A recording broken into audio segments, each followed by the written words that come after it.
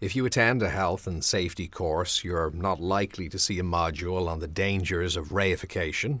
Most people don't know what reification is and have no sense of why it might be dangerous, but it's actually something that we do more often than we realize.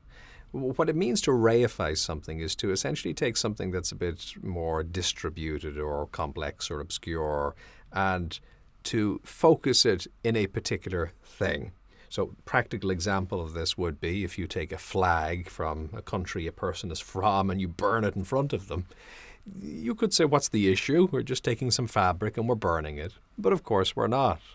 That flag is a reification of a whole bunch of stuff, national identity and past experiences and a sense of safety and all of these other things, complex things that get just symbolized and brought together and instantiated in that particular object.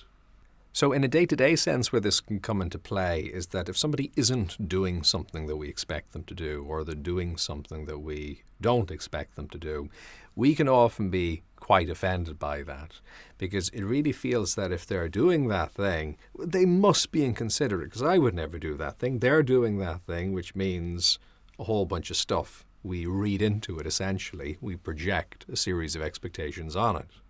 The person didn't do the thing we expect them to do. How could they be so inconsiderate as to not do that?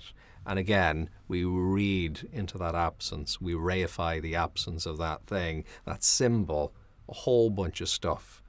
Now, that stuff may be true. Sometimes the person should be a bit more considerate and they should regard us. But still, sometimes, even if we're right, we still overread the cues that are there in that moment. And the problem is this leads to a game of emotional ping pong sometimes because of how disrespected we feel. We therefore then respond maybe quite strongly, and then the other person notices that, and that can create distance or difficulty in how they communicate back to us. And then we go, oh, well, I was right to be wary.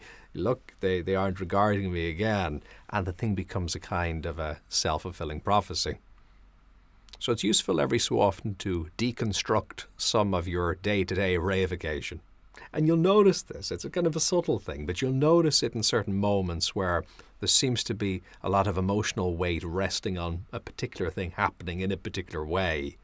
Those moments are a great moment, or afterwards if you can't do it during, to stop, to kind of decompress, breathe, to loosen your shoulders, and to ask yourself what really matters here.